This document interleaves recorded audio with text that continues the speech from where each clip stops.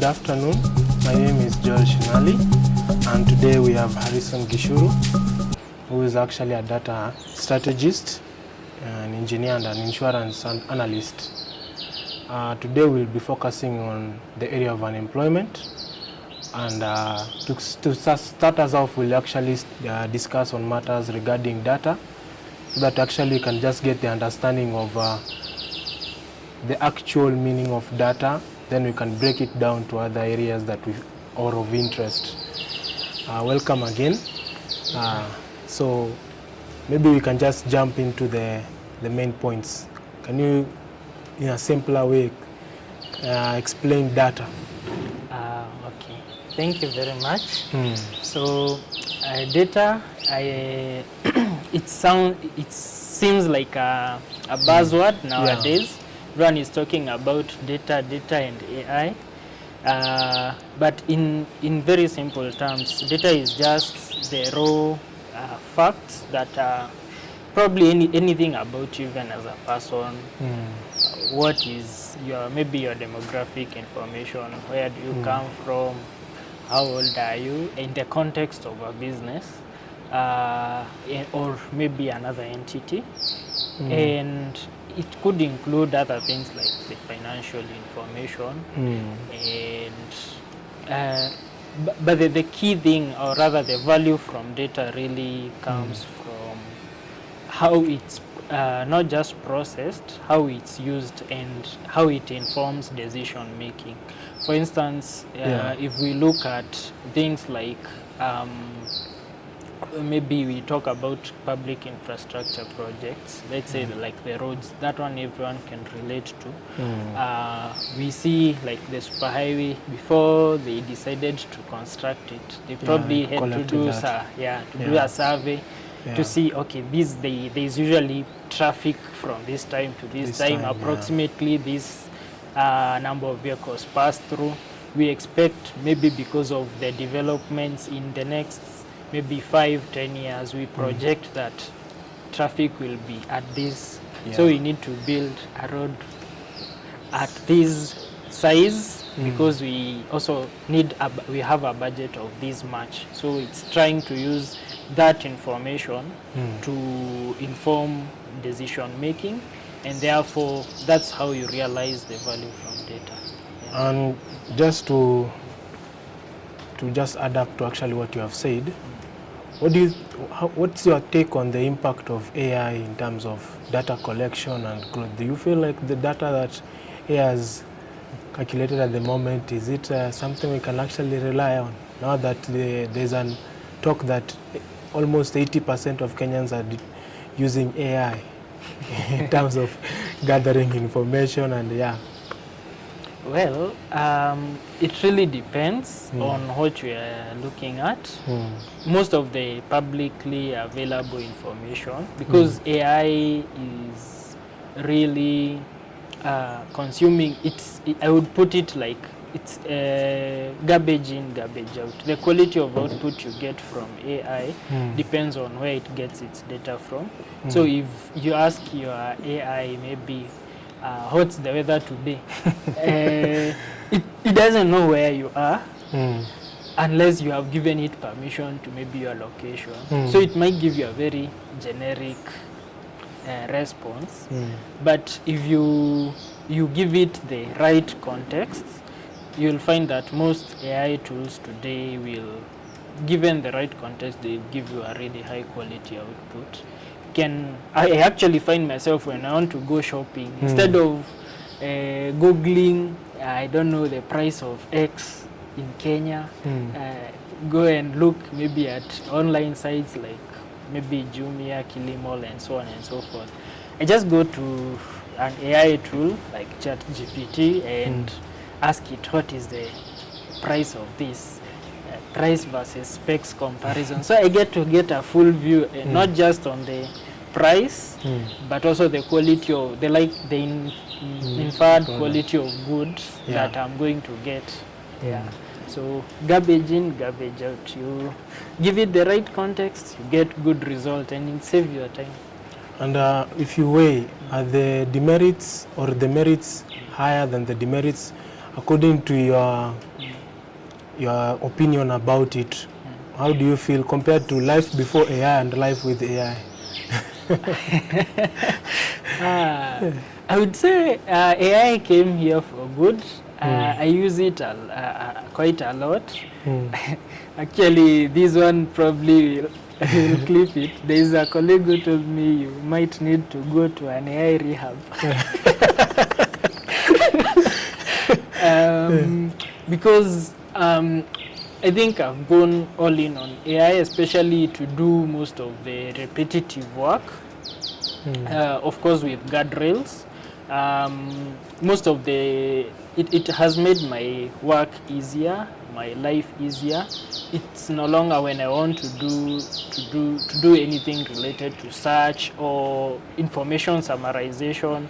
Maybe I have maybe several hundred-page PDFs that I need to read maybe before the next meeting. I no longer need to have sleepless nights trying to study that.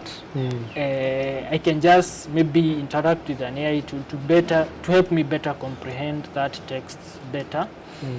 When it comes to even the technical work, maybe it's writing code, documenting code, I find AI quite helpful because I can tell it, okay, and even troubleshooting. I can give it maybe an error message, of course, removing the sensitive information, and ask it, okay, so how can I resolve this? And it oftentimes in maybe 1 or 2 prompts, I usually have my answer.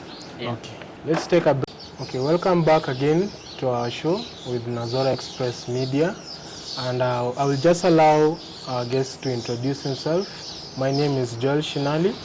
I'm your host today. Thank you once again. You can introduce yourself. Yeah, thank you, Joel. My name is Harrison Gachuru. I'm a data engineer. I've done data in the data space for quite some time. I've done both data analytics, data engineering, machine learning, and AI-related consultancy work across different sectors. Currently in insurance, but I've been into banking, I've been into EdTech, I've been into NGOs. Okay, thank you once again for your introduction. So let us jump back to the questions. When we are talking about data, we actually broke it down to AI and its impact. And maybe now I can now look at the areas whereby people actually may have more interest. Now we're talking about insecurities.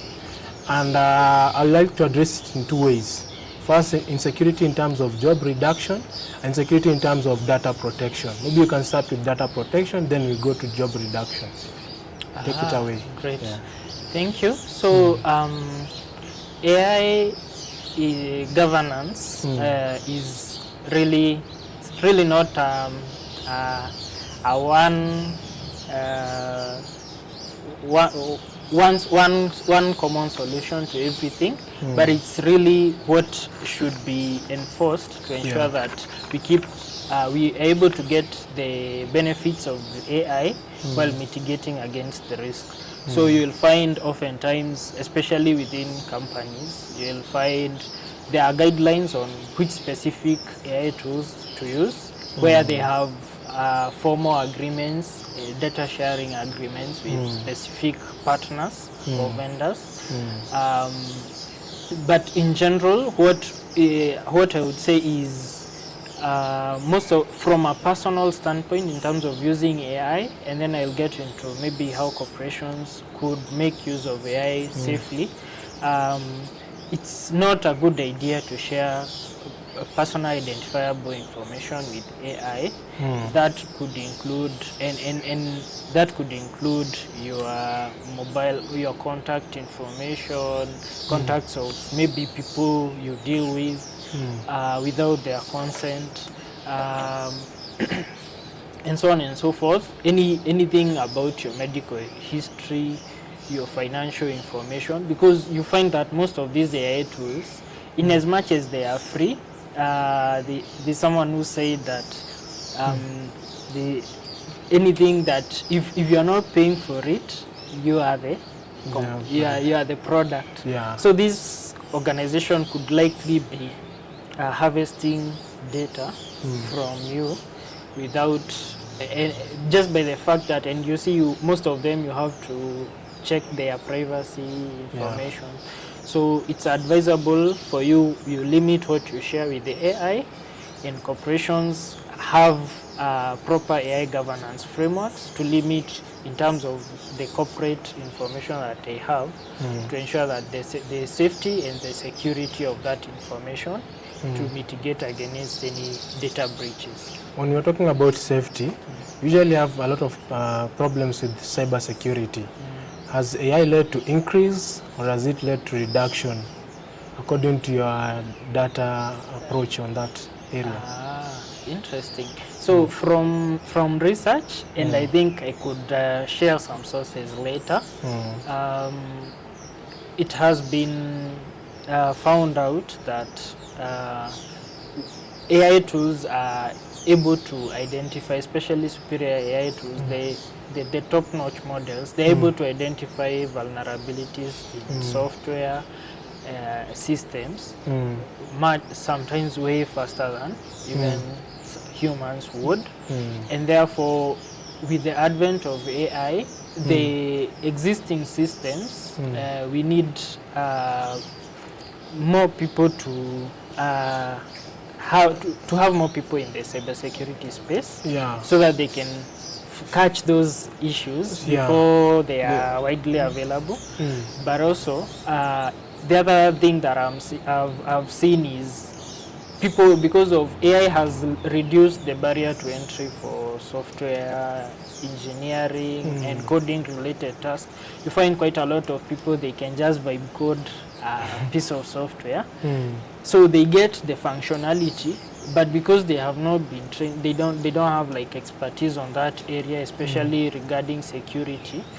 They end up shipping software products that are not that have a lot of vulnerabilities, because AI will just give you a piece of software that works, but it won't teach you maybe you should encrypt this information, this sensitive information should be stored in a certain way. So you find you end up having very weak systems being deployed by people who are not techies, and that's how you find it's very easy to encounter issues.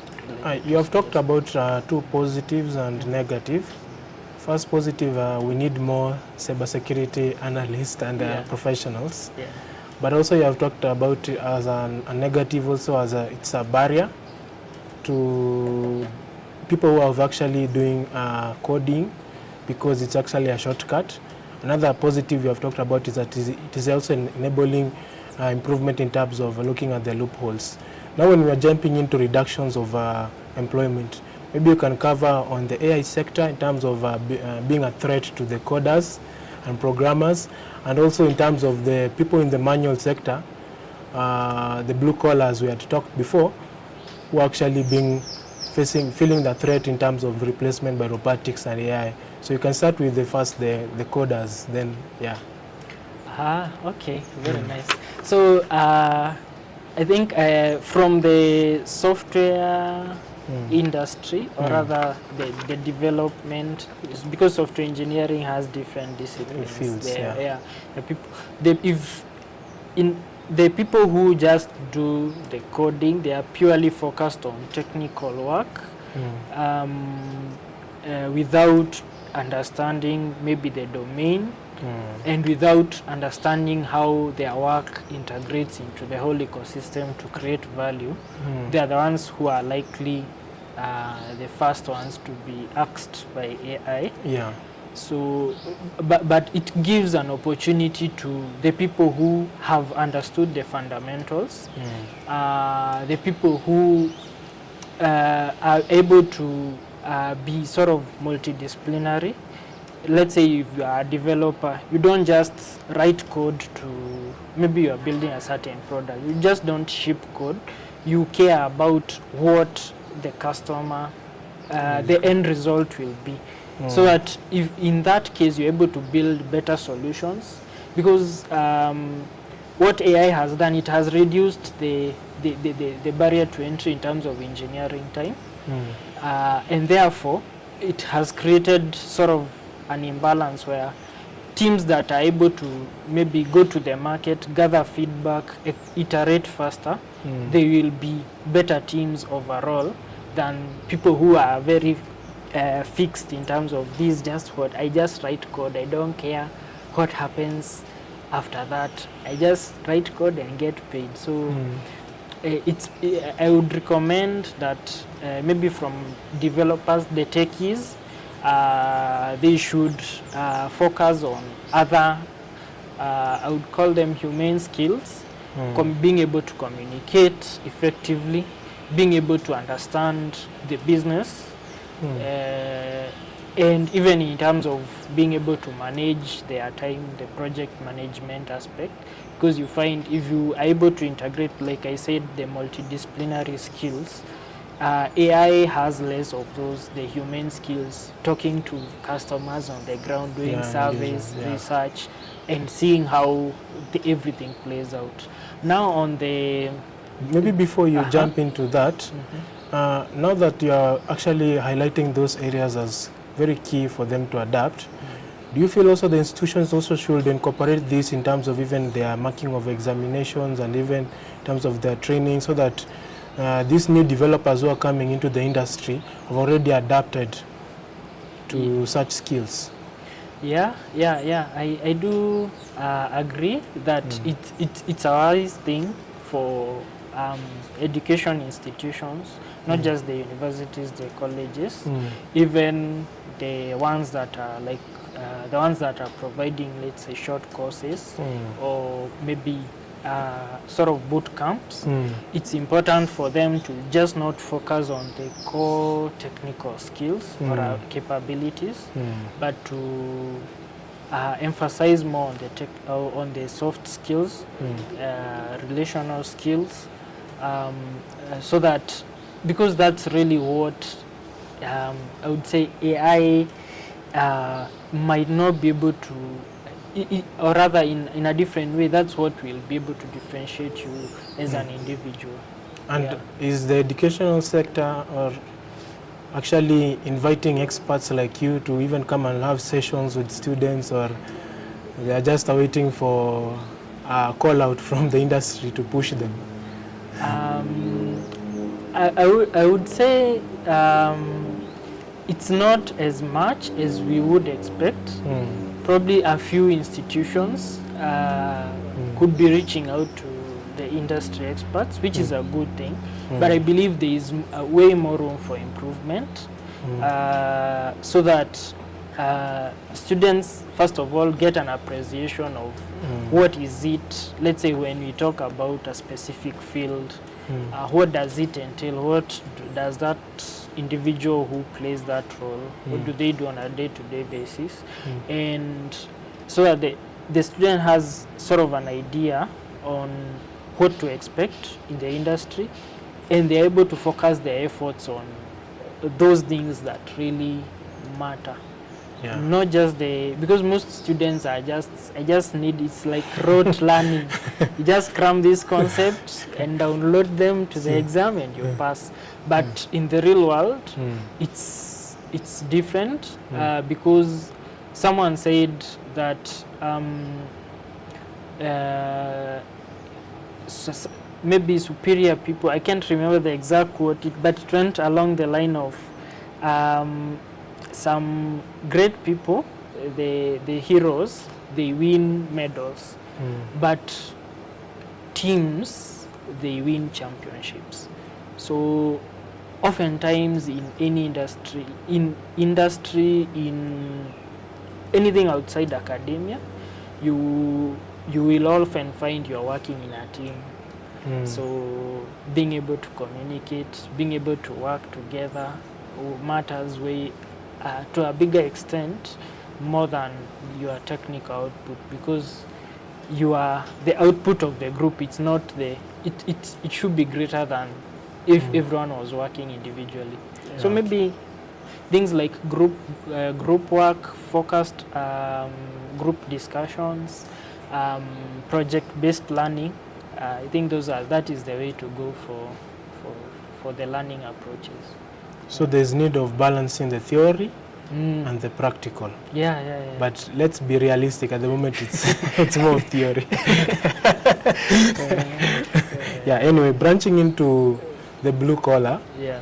The people actually doing this day-to-day selling of clothes, chefs, who actually are also becoming a threat to robotics and AI. Earlier there was a time Elon Musk said that very soon doctors will be replaced by AI, which actually we contradicted him. But what's your take now that the current, I'm sure it's growing, but we're having a data growth of almost 2 million plus people unemployed and 3.5 million underpaid. Are we expecting an increase? And do you feel from your data research that there is initiatives organizations or companies are taking in terms of reducing the number, or is there a lack of initiative which may trigger the increase of unemployment? Yeah. Well, on the blue collar, I would prefer to approach it from economics perspective. Yeah. My background was in economics. Yeah. It really depends on the structure of the economy, because you find in more developed countries there is more capital, less labor. So what often they try to do is replace labor with capital. So in this case, they replace employees with AI, which is the technology capital. Yeah.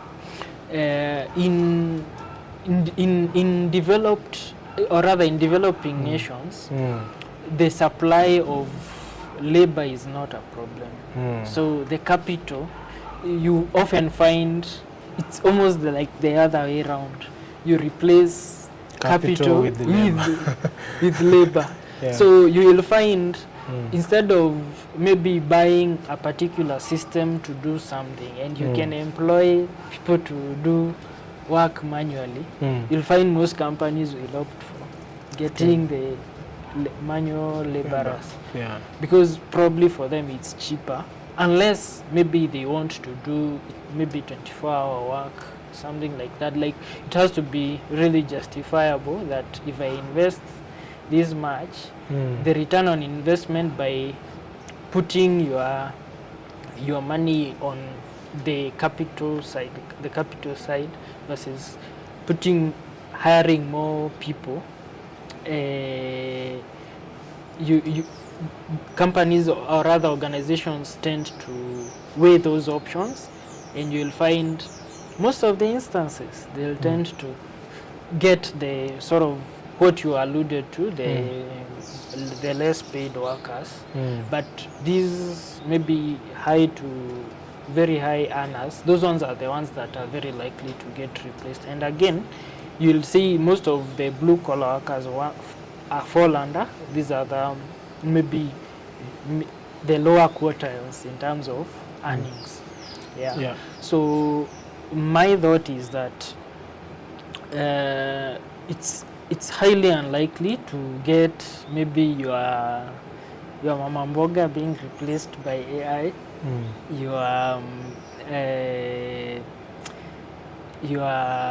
your fruits vendor, your smocha guy. They are very unlikely to be replaced by AI.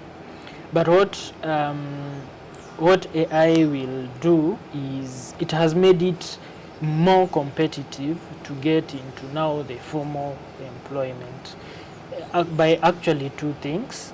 First, it has increased the capacity of the existing skilled workers. I think we had a chart I mentioned, like you use AI almost to do the nitty-gritty, the small work. Probably instead of hiring an intern to do some manual work, maybe data cleanup, or maybe to do data entry related tasks, you probably have some bots doing that.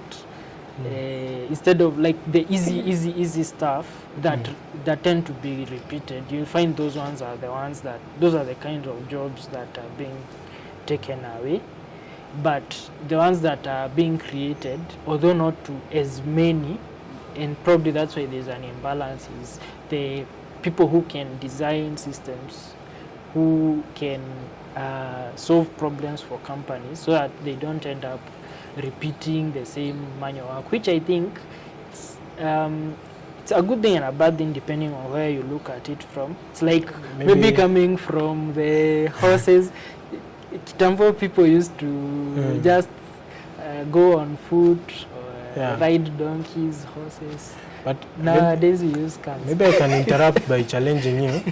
There are several times online, we have always seen quotings online of Jeff Bezos saying that there's no day people will want things more expensive but rather cheap, and they'll want it in time, not late. And for him to actually enable growth in such an area, was able to advance his operations by using robotics and AI. Do you feel like that will be a threat very soon to our nation if we don't adapt? Well, I think I'll first say two things. Maybe referring to, if you go back to history, people say during the gold rush in US, the people who made the most money are those who made shovels. Yeah. So you wouldn't expect someone who benefits from maybe how do I call it, centralization or accumulation of capital for his own benefit to speak against. He's pushing the leverage towards what works for him, right? In a developed nation, because I mentioned earlier that workers are fewer. So if you are a worker and there are fewer of you, supply and demand. So you will tend to demand better. You have more leverage. You will demand better wages. But they usually debate that machine never gets tired. So it's even if there's enough labor, humans require rest. Humans require sleep. Machine does not require, just requires servicing, and can be done monthly. But okay. So you will need, now what you are replacing is the person to do the work that can be done by the machine. You replace that with the person who builds the machine.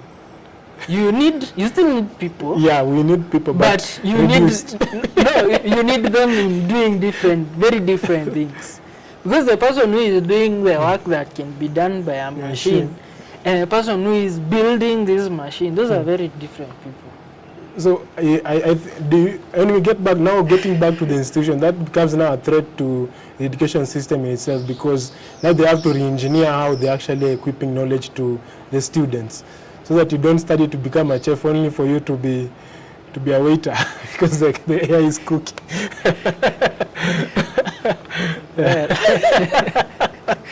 Yes. Okay. My thought is, in terms of the education system,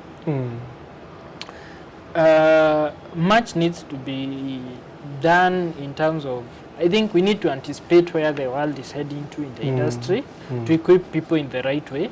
But also we need to create enough an enabling environment for people to be the sort of the best version of themselves. In this way,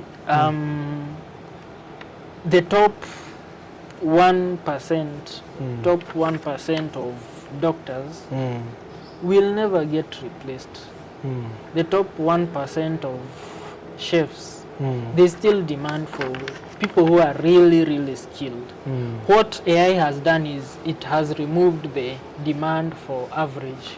So you need to be very good at what you do for you not to be replaced. The other thing is we need more people who are able to... maybe before you continue, you're talking about very good. That means we need to prolong in terms of the education system so that we can perfect this person from an average worker to somebody like a professional, so that he can match up. Not quite. Or could there be like a monitoring system even after you have finished your 4 years? you are given like an additional 3 years just to monitor you in terms of when you're practicing.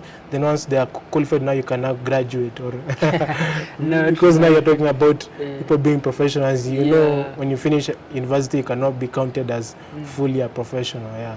Well, you are really a professional, and I think maybe the challenge trying to answer your question from a different angle is there's another theory called elite overproduction. It's an interesting one. You can Google it. Yeah. So you find it's not that the fact that people are not professional by the time they finish the 4 years.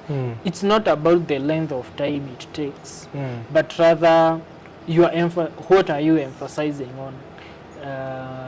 Because I believe maybe some careers require more time than others, because you definitely can't be the top 1% neurosurgeons in 3 months if you do a 3-month course. You see? But there are some spaces where if you put in enough effort, you're able to get nearer to the expert level. So what I'm advocating for, and which I would have also mentioned in my next point, was let us have more opportunities, an enabling environment for people to experiment, people to innovate, because you find job creation depends so much on how many jobs, unemployment depends on how many jobs people are churning out versus how the family production line is producing. So if you have an imbalance, kuna maneno.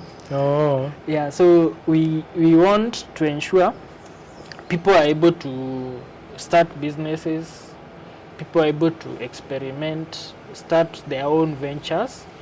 As they start their own ventures, you find more people are getting. If I start my own startup today, for instance, I get clients, I'll definitely start looking for maybe someone to do the socials, someone to do maybe finance. You see, you start getting. Will they not be replaced by AI? Well, nowadays you can do Excel with AI. You can do computations. Yes. Just as simple as ChatGPT. Yes. Upload document and it. Yes, I agree with you. So what it has done, I'll need someone to do my socials, but I won't need as many people. I still need, maybe in some respects, let's say if I want to do some brochures, I could get maybe to some level with AI, but there's a level beyond which, if I don't have the domain knowledge, or rather the expertise in that area, the quality of my output will be lower compared to someone who is skilled that is using AI. A graphic designer who is using AI will have much better quality output than myself doing it. So it's really doesn't mean that I will not need a graphic designer. It does not mean I will not need an accountant, because probably AI, it does not understand all the tax laws. I need to file my returns, right? I'll need someone to do those returns. AI might probably help me in the data collection bit or sort of those things, but it won't, the expert level knowledge and advice needed to maybe have some outputs or outcomes, you still need those experts. As you mentioned when you are chatting, you still need people who have gotten to a certain level, even within your field, right? Yeah. But I'm feeling like with all this work being done by one system, are we expecting a work overload? Because now you don't have to hire mass numbers of employees. You can just hire like 2 or 3 people, and they do similar and give similar output, and you get your end result. Maybe like rather than having a boardroom full of accountants and a chief accountant, you just have one accountant. it looks beneficial to the employer, but does it create an impact to the employee in terms of work overload, in terms of mental health? Yeah. And also will there need to be changes in terms of the labor laws and payments? Because if I'm like I'm Joel, I'm doing graphics, I'm doing what because I'm using prompts. Do I need to be paid for my graphics and also be paid for that accounting I did with AI? Because that is outside my job description.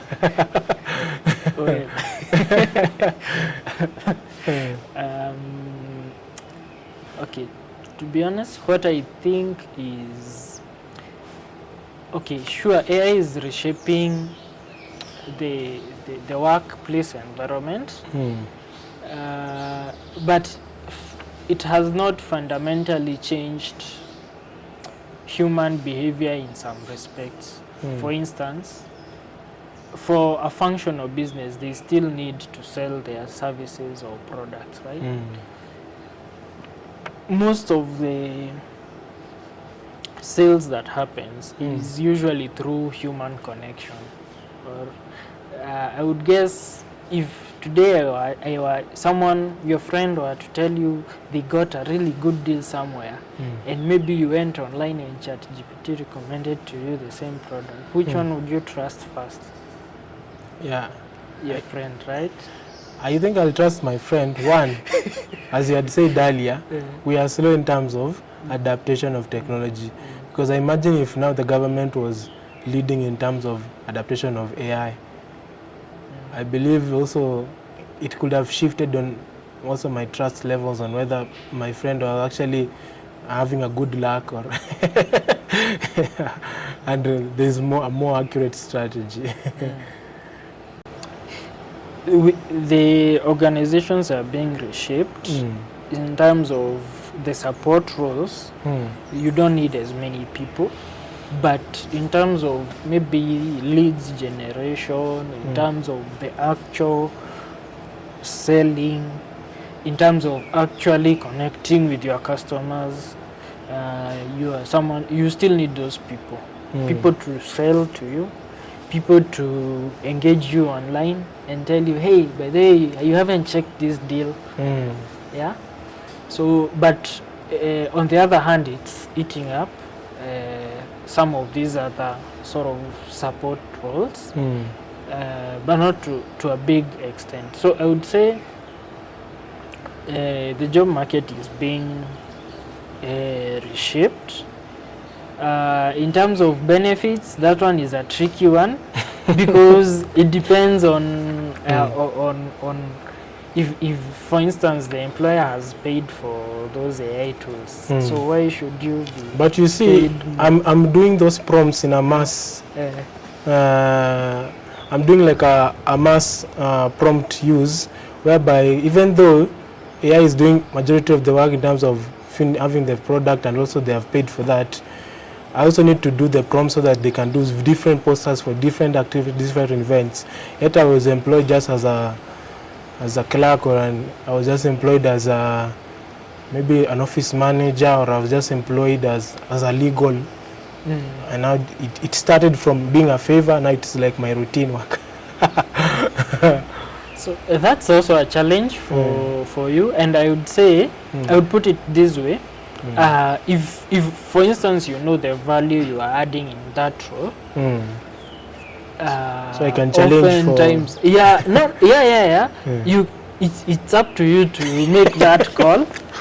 And there are oftentimes, if it's verifiable from market, you can decide why not. But I could just quit. Wait before you go to quit. Yes. Don't you feel like it's also a threat for me to make such a call, because they can just say, what was he doing? X, Nani they'll just push the load to somebody else to do it.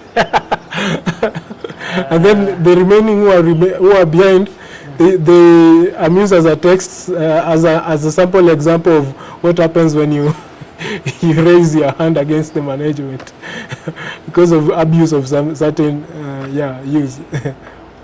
labor policies. It's highly unlikely in well-governed organizations. Yeah. So what I would say, the labor market is changing, and it's changing in ways it doesn't respond almost immediately. Remember to what I said about the balance between capital and labor. Yeah. So most of these shifts, they just don't happen overnight, even though people would want you to believe that AI is causing the layoffs. Probably what I would suggest is, if you would have checked the number of hirings also during COVID, there was sort of hoarding of talent. Remember what I said? Talent, they realized getting professionals was not as easy. So instead of waiting until you require someone for you to go to the labor market and find that you can't hire, they could just hire and then decide what to do with you after you are hired. See, so most of those, what you see, especially in the West, it's I wouldn't say it will map one-to-one with what is happening here today. But the truth is, the labor market is changing, and some of these changes, it's about identifying. They are usually what is outgoing and what is incoming. I would put it in this way. Maybe I think we were talking about people are using horses and donkeys. Yeah. Now we use cars. So do we go back to using horses and donkeys? That's actually what majority of creatives are arguing, that you can't take a script written by AI. So again, during the people used to go, if you need your money, you had to go to the bank, queue to get your money by the teller. Nowadays, even the ATM is not enough. You with on the palm of your hand, you can transact a lot of money from the comfort of your home. So does it mean we need to go back to that era of queuing up for money? I don't think so. Yeah, it will be increasing customers' pains. Yes. So I mean, AI is here. It's causing some discomfort, yes. But does it mean we need to... One thing, it's hard to go back to the era before AI. So what we can do is we identify the areas that are declining. For instance, again, another example is like the messaging aspect or communication aspect. A long time ago, people used to send letters.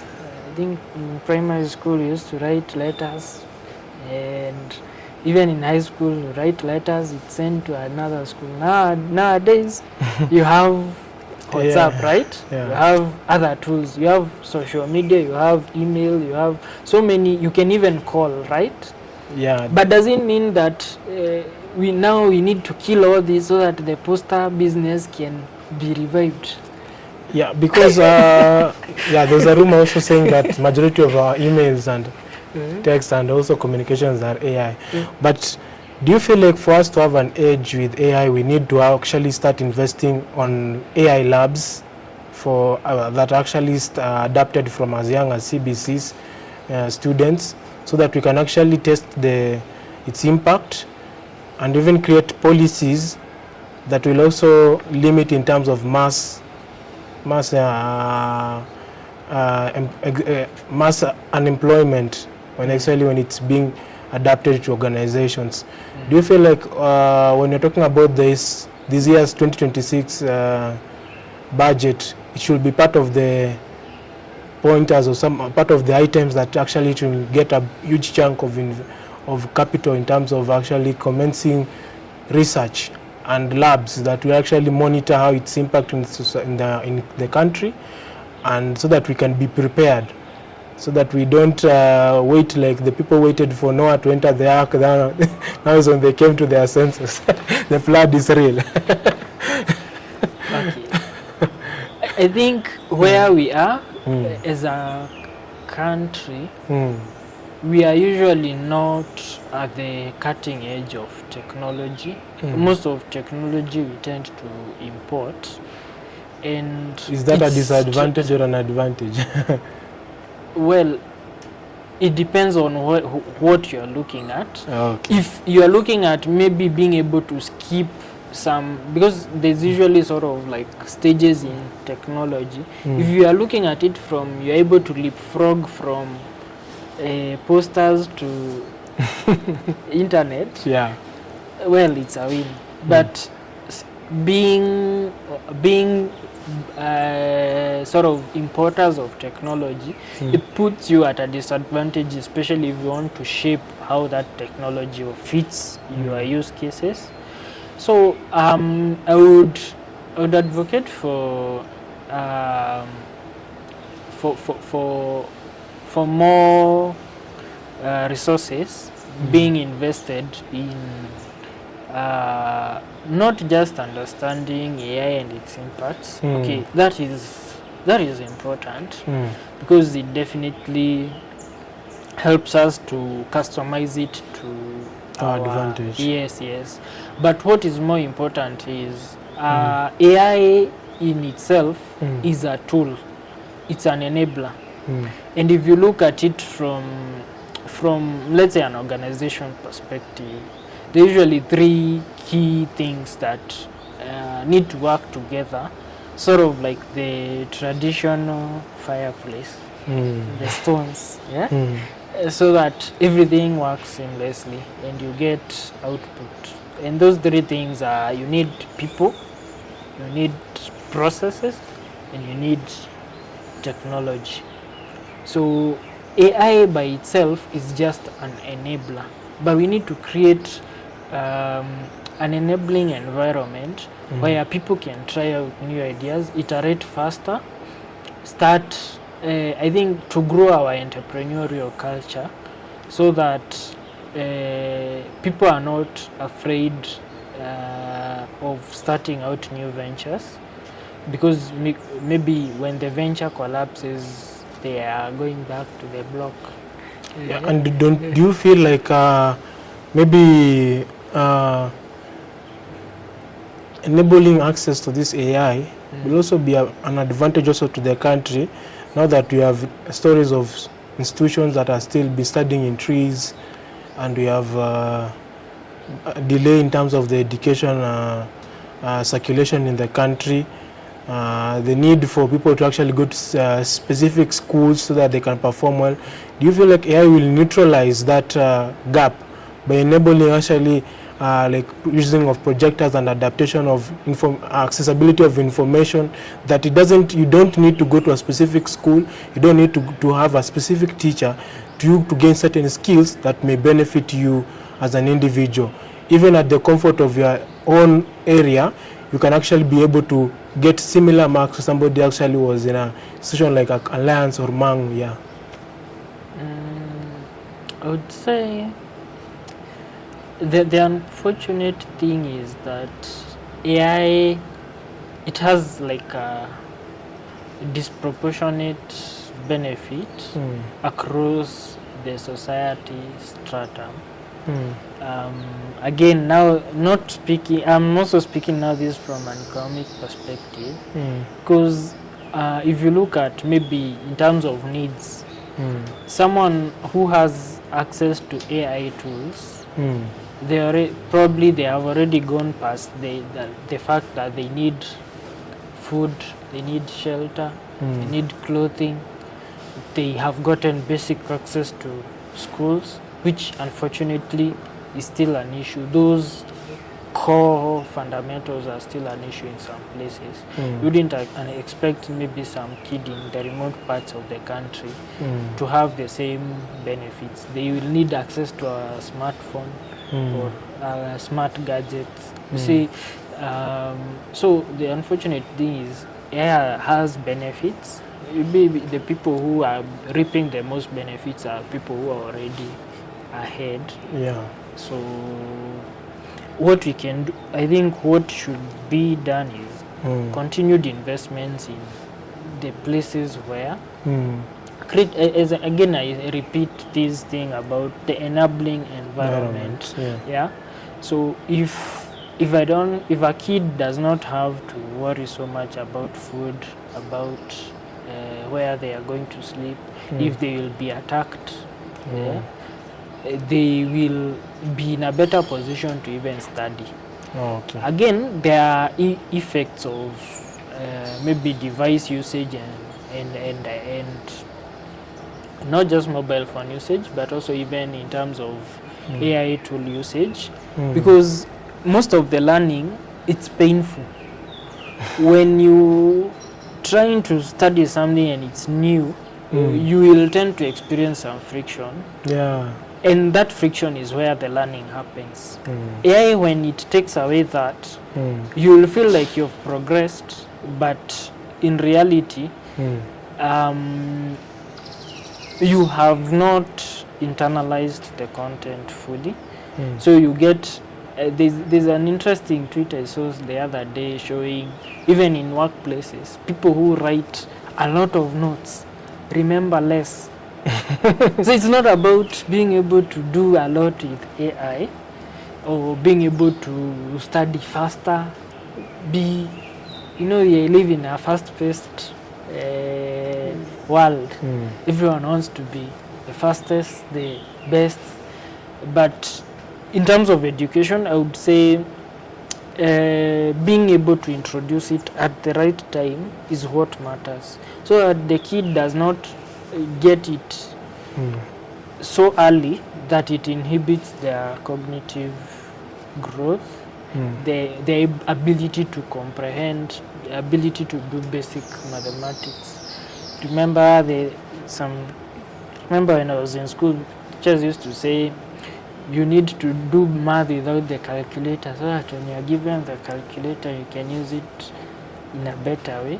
To some extent, I believe that is somehow true, even with respect to AI, because if it makes everything so easy for you, so you think you always have this tool all the time, but there are some particular careers that you need to have those things in your fingertips. But don't you feel like if we focus so much on the negatives, it will also lead to delay?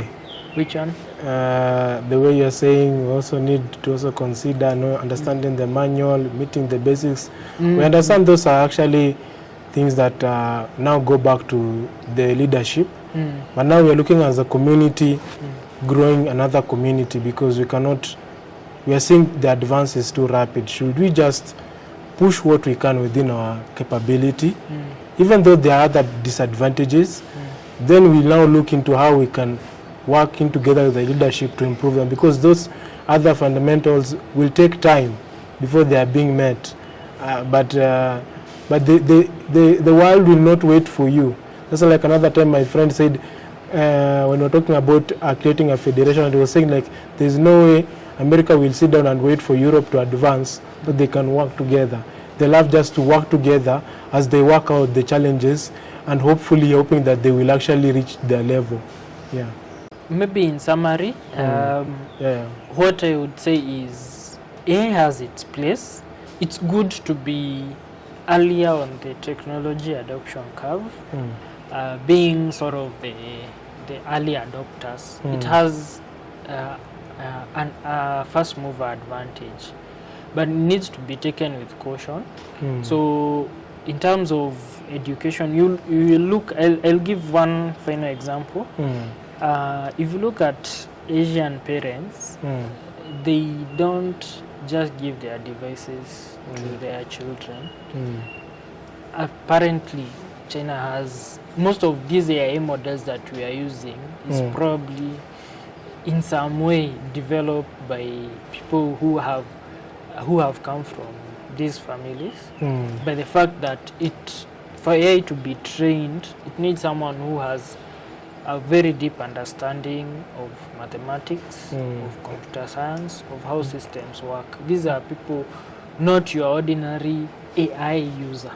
So ideally, it's good for us to create a society where we are not just consumers of technology, but the builders. Oh. Because that's where more value comes from. You don't get the people, you look at even the economies, even the, let's say, even if we look at cars, the people who, between the countries which produce cars and the ones which import cars, which ones are better? The ones that produce.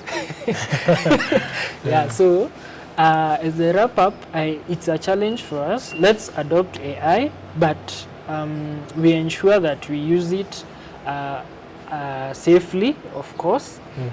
We don't expose our information there. But we also ensure we are able to think more than in terms of what your role currently is right now, and focus more on have that vision of maybe where will this role likely be in another 5-10 years, because it will help you to appreciate what changes some disruptive innovation like AI can have on your career, or the career you would like to take. And it will help, even from the education perspective, it will help us to invest more resources on the fundamentals so that we get more people being the skilled workers than being the people to just consume. Just as we finalize, from your research, what tips can you give to the youth who want to create jobs using AI? Interesting. Just in a short summary as we conclude. People want to create jobs using AI. Yeah. I will look at it from my perspective. AI, as I mentioned, it's an enabler. So the core problems that we have in the society, they still haven't gone anywhere. People still need to eat. People still need shelter. Yeah. People still need clothing. Nowadays, I hear internet is a basic need. Even a smartphone. Yeah, so I think if you look at it from the core problems surrounding humanity, you won't lack an unsolved problem, and being able to look at how can I best solve this problem now with this new innovation, which it's an enabler. How can I solve this problem? Let's say if we are talking about agriculture, how can we optimize maybe our planting season, especially with the things around global warming? If it's in, let's say, logistics, people still need to, even after we produce, we get maybe food being produced in different areas, we need to import some things. How do we ensure products get to the end user as fast as possible, based on the price that they are willing to pay again? So there are still opportunities. We just need to focus our problem. Kids still need to learn, right? So there are still opportunities. Let's not be too fixated on, okay, AI will do this, AI will do that, but look at it from is this problem really solved? And if it's not solved, what can I do? Is it something that I resonate with? So I can, if I resonate with a certain problem and I am willing to tackle it, now the AI that seemed to be the one that wants to replace me, now I can use it as an advantage. It's like a sword in an enemy's hand versus a sword in your hand. Those are two different things. One will finish you, one you use to your advantage. As we conclude, what are some of the things that you feel like you actually provide? Maybe you can tell the viewers who may want maybe your services, since you are an AI consultant and also a data engineer. What are some of the things maybe you can reflect to the audiences that they can actually benefit from you? And also you can also just mention your contacts on how they can reach you as we conclude. So In terms of the services that I offer, mostly revolve around data consulting, data and AI consulting. So especially regarding data infrastructure, being able to build systems, especially for corporates, that pull in data, help you to have that make insights from your data. So that's really what I do, being able to convert all the different sources of information into usable, actionable insights. So, and doing that in a way that, first of all, is best practice. It's it conforms with the law, because data governance is another big thing. So I also offer services in that area, being able to ensure that your data is sitting in the right way, of course, with support from data protection officers. And the last thing that I also focus on is AI consulting, seeing how, because AI, as we mentioned, it's garbage in, garbage out. So if you don't have the data infrastructure, the governance systems, the documentation, and all these best practices, and the guardrails, how can you build intelligent systems that can actually have an impact? So that's what I do. And how can they reach you? Maybe contacts? So you can reach me. I'm on LinkedIn. I'm on most of the social media platforms. Your account name? My account name is Harrison, it's single R, Harrison MG. You'll find me on X. That's where I mostly reside. I have a website, still with the same name. So if you just Google Harrison MG, you will find me like in most of the places.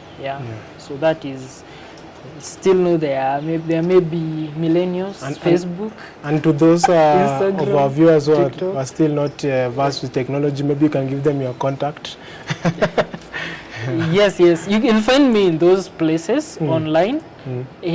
Feel free to engage, be it LinkedIn, be it X.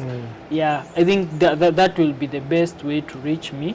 I am always, most of it, I will say to a large extent, I'm always available online. Please reach out. And to our offline, you're forgetting our offline audiences who may just be using somebody's phone to check this program. Can they get your number? Okay. I'll prefer to take it offline because of, again, data privacy reasons. I understand. So I think that one we'll explain badai, because one sharing your contract and then the next day you have 300 scammers calling you. Okay, that is it with our guest speaker. We understand his line of profession, so he's very much key on actually what to share. But we are thankful for the interview we've had. It was very much informative. We have covered across from education, economics, politics, and even social lifestyle. And we're hoping that we may have another time to get back and even expound more on those areas. But today we'll just have to call it an end. We request you to ensure that you subscribe and you like our YouTube channel, and also share with your friends. Also, you can find us on NozaraExpress Twitter and also Facebook and TikTok. Thank you once again. It's me, Shinali, and it has been an honor to have you as our audience.